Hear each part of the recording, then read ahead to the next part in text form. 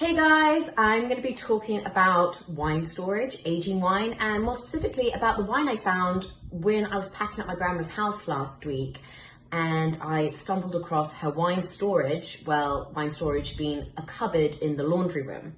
Now my grandma, she loved her Costco deals, she loved mass market whites, which she would gleefully dunk ice cubes in. So I was not expecting to find any first growth Bordeaux's behind the laundry detergent.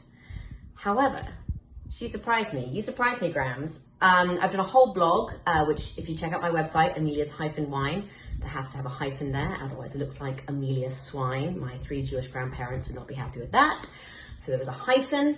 If you go there, there's a full-on blog about how you store wine and basically why, in theory, any wine, any beverage coming from my grandmother's laundry room should not have been drinkable, let alone enjoyable.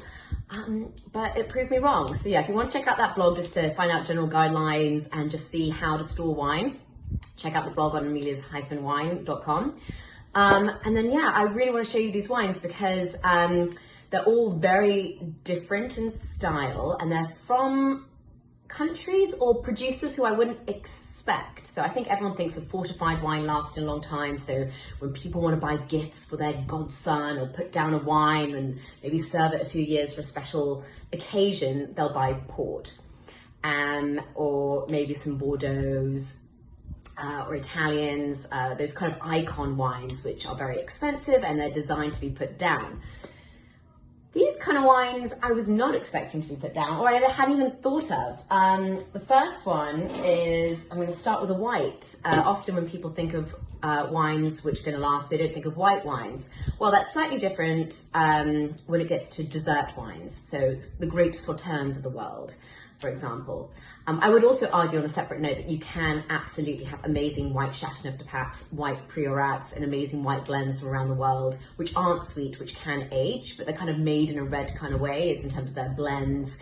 They're fermented and aged in wooden barrels, and therefore they have a lot of personality.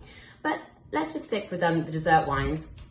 And one way of making dessert wine, which is the way Sauterne is made, is by leaving the grapes hanging on the vines. And if it's a kind of place which is prone to rot, there can be this noble rot grown where the vines are called noble rot. And that will basically attack the grapes and take away all the excess kind of like sugary water, and it will basically desiccate the grapes. So you're just left with maximum fruit sugar, which then you can then ferment into wine. And that's why these dessert wines, they tend to be lower in alcohol, but full of honeyed sweetness.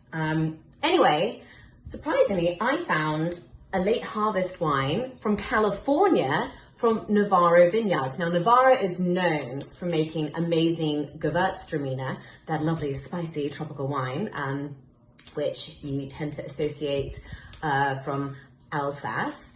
But yeah, it's amazing. I've had their dry versions. They're an incredible family-run winery in Mendocino. But yeah, this is from 1989, this wine. It's in a half bottle format, so I was a bit worried it wouldn't store as well, because generally half bottle formats don't age wine as well as standard bottles, and Magnum by far is like the best format for aging wine. Just because it allows for less oxygenation to affect the wine. I was like, okay, let's give this a go. Pulled it out from, the laundry cupboard. I must admit, this cork crumbled majorly, and I'm in California. I normally have like a 2-pronged corkscrew. It does mention in my blog the best kind of corkscrews to use when extracting delicate old corks. Mine was not that. So I had to use a normal corkscrew method, and it was basically like Texas Chainsaw Massacre. I mean, cork everywhere, and then you're then meant to use like a muslin to get rid of like the rogue bits of cork. I didn't have that, so I still have a little bit of cork in here. Anyway, it kind of looks a bit like amber with staglocytes in it, kind of. Well, not staglocytes, but there's like little crumbled bits in amber of like insects and things. Anyway, I was like, this if I'm being kind, it looks like amber. In reality, it could look a bit like Indian dirty water. So let's give it a whirl.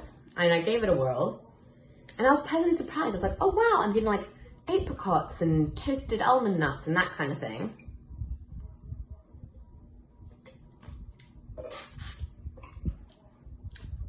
And I'm tasting it 3 days later, because this video, which I tried to do and failed to upload, I only just got around to doing this video now. And actually the baked apricots are singing. It's kind of what looks lovely, Manuka honey baked apricots. And actually no, more like actually golden syrup.